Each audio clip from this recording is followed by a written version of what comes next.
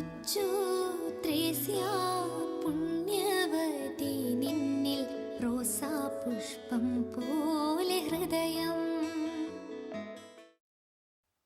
ചെറുപുഷ്പമൊഴികൾ.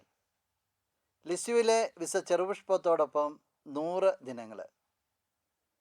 47ാമത്തെ ദിനമായ ഇന്ന് നമ്മൾ ധ്യാനിക്കുന്ന ചെറുപുഷ്പമൊഴി പരിപൂർണമായ സ്നേഹം അടങ്ങിയിരിക്കുന്നത് മറ്റുള്ളവരെ കുറ്റം സഹിക്കുന്നതിലും അവരുടെ ബലഹീനതകളെക്കുറിച്ച് വിസ്മയിക്കാതിരിക്കുന്നതിലും അവർ ചെയ്യുന്ന തീരെ ചെറിയ പുണ്യപ്രവൃത്തികൾ കണ്ട് ഉത്കർഷം പ്രാപിക്കുന്നതിലും ആണ്.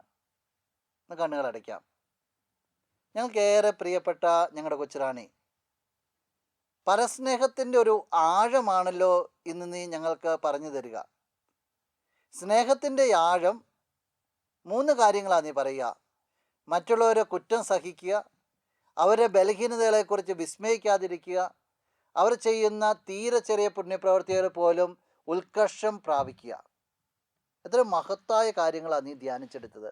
പുണ്യവതി, ഞങ്ങളുടെ അനുദിന ജീവിതത്തിൽ, ഞങ്ങളുടെ വ്യക്തിബന്ധങ്ങളിൽ, ഞങ്ങളുടെ കുടുംബത്തിലെ സമൂഹത്തിലൊക്കെ ഇതെപ്പോഴും ജീവിതത്തിലേക്ക് കൊണ്ടുവരുവാനായിട്ട് ഞങ്ങൾക്ക് വേണ്ടി നീ പ്രാർത്ഥിക്കണമേ. നിൻ്റെ ശക്തിയേറിയ മാധ്യസ്ഥം മൂലം ഇപ്പോൾ ഞങ്ങൾ അപേക്ഷിക്കുന്ന ഈ നന്മകൾ നമുക്ക് നമ്മുടെ നിയോഗങ്ങളൊന്ന് ചേർത്ത് വയ്ക്കാം. നല്ല ദൈവത്തിൽ നിന്ന് നീ ഞങ്ങൾക്കായി വാങ്ങിത്തരണമേ. ആമേൻ. നമ്മുടെ കർത്താവ് ഈശോ മിശിഹായുടെ കൃപയും പിതാവായ ദൈവത്തിൻ്റെ സ്നേഹവും പരിശുദ്ധാത്മാവിൻ്റെ സഹവാസവും വിശുദ്ധ കൊച്ചുത്രേസ്യയുടെ പുഷ്പവർഷവും നിങ്ങളെല്ലാവരോടും കൂടി ഉണ്ടായിരിക്കട്ടെ, ഇപ്പോഴും എപ്പോഴും എന്നേക്കും. ആമേൻ.